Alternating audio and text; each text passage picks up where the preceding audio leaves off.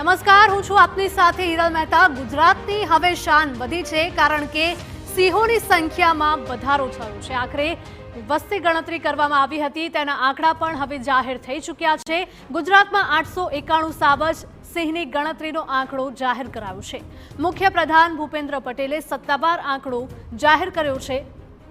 ત્યારે વર્ષ 2020માં ગુજરાતમાં અંદાજે 674 સિંહ હતા। વર્ષ 2025માં 891ને આંબ્યો છે સાવજનો આંકડો। 5 વર્ષમાં સિંહોની વસ્તીમાં 217નો વધારો નોંધાયો છે। 11 મેથી 13 મે વચ્ચે થઈ હતી સિંહોની વસ્તી ગણતરી। નર સિંહની સંખ્યા 196, માદા સિંહની સંખ્યા 330 છે, તો પાઠડાની સંખ્યા 140, જ્યારે બચ્ચાની સંખ્યા 225 હોવાનું સામે આવી રહ્યું છે। તો ગુજરાતમાં 891 સાવજ છે, જ્યારે સિંહની વસ્તી ગણતરીનો આંકડો સરકાર દ્વારા જાહેર કરાયો છે। મુખ્યપ્રધાન ભૂપેન્દ્ર પટેલે સત્તાવાર આંકડો જાહેર કર્યો છે।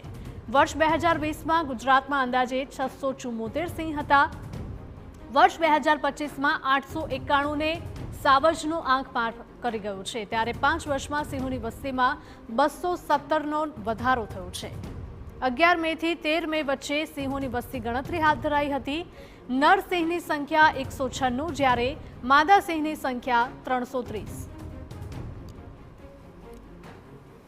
આપણે સૌ જાણીએ છીએ એમ ઓપરેશન સિંદૂરની જ્વલંત સફળતા માટે યશસ્વી વડાપ્રધાન શ્રી નરેન્દ્રભાઈ મોદી સાહેબ અને ભારતીય સેનાના દરેક જવાનોને ખૂબ ખૂબ અભિનંદન પાઠવું છું। એશિયાભરમાં ભારતની શાન એવા સિંહ એટલે કે શેરની વસ્તી અંદાજના આંકડાનો આજે જાહેર કરવાનો પ્રસંગ છે।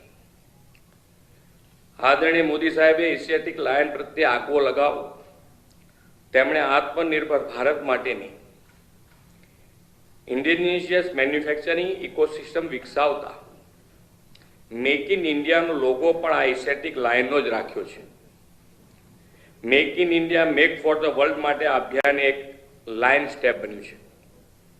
સિંહ સંવર્ધનના અનેક સફળ પ્રયાસો વડાપ્રધાનશ્રીના દિશા દર્શનમાં થયા છે। ગીરના સિંહો એશિયાની અલભ્ય વન્ય પ્રાણી સૃષ્ટિ અને જૈવિક સંસ્કૃતિ છે। ભૌગોલિક પરિસ્થિતિ અને આબોહવાની દ્રષ્ટિએ જ નહીં, પરંતુ વન્ય પ્રાણી સંરક્ષણના રાજ્ય સરકારના કાળજીભર્યા સાતત્યપૂર્ણ અભિગમને કારણે જ ગીરના સિંહોનું સંખ્યાબળ ઉત્તરોત્તર વધતું રહ્યું છે। એ તાજેતરની સિંહ વસ્તી ગણતરીથી પરથી ફલિત થાય છે। પાછલા વર્ષના આંકડાઓ જોઈએ તો 1995માં કરવામાં આવેલી સિંહની વસ્તી ગણતરીમાં 304 જેટલા સિંહ, વર્ષ 2001માં 327, 5માં 359, 10માં 411, 15માં 523, 20માં 674 અને આજે જે આપણે સંખ્યા જાહેર કરી છે એ અંદાજિત 691, એટલે 891 એટલે ખૂબ સારી રીતે જે પ્રમાણે સિંહો વધ્યા છે, સિંહોની સંખ્યા વધતી જાય છે, એ પ્રમાણે ખૂબ સારી રીતે આપણી ટીમ આની માવજત કરી રહી છે। ગુજરાતમાં સિંહની વસ્તી ગણતરી તો દાયકાઓથી થતી આવી છે। ઇતિહાસમાં એવું પણ જાણવા મળે છે કે પહેલા સિંહના પગલાની છાપ પરથી તેમની ગણતરી થતી। ગુજરાતની અલગ રાજ્ય તરીકેની સ્થાપના પછી વન્ય વિભાગે પહેલીવાર 1963માં સિંહની વસ્તી ગણતરી હાથ ધરી હતી।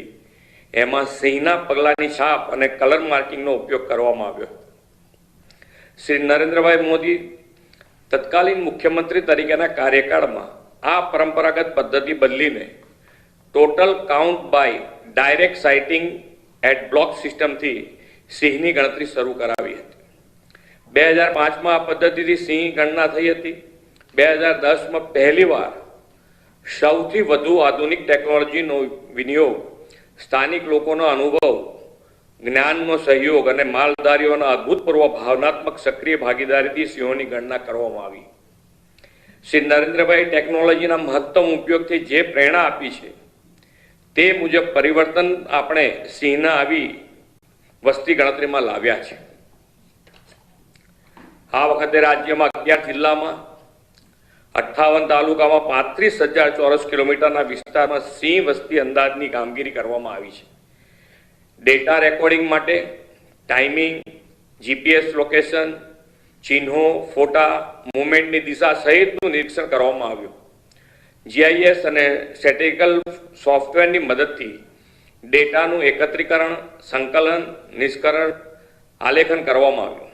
વડાપ્રધાનશ્રીએ 74માં સ્વાતંત્ર્ય દિવસે લાલ કિલ્લાની પ્રાચીર પરથી સિંહના લાંબા ગાળાના સંરક્ષણ માટે કામ કરવાના સંકલ્પ અને પ્રતિબદ્ધતા સાથે પ્રોજેક્ટ લાઇનની જાહેરાત કરી હતી.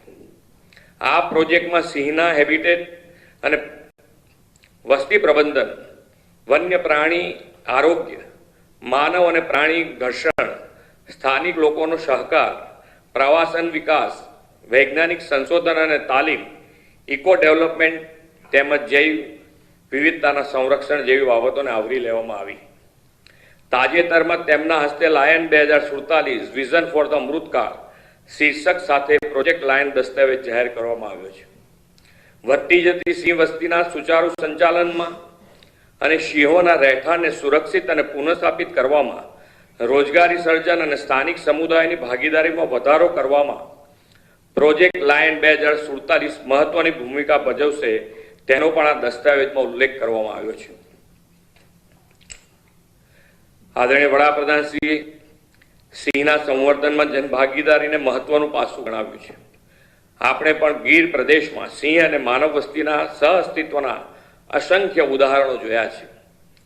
ગીરનું અભિન્ન અંગ એવા સિંહ અને અન્ય વન્ય પ્રાણીઓ જે ગીરના જંગલોમાં વિચરે છે તે વનો અને વનરાજની જાળવણી કરવાની સહિયારી જવાબદારી આપણી જ છે.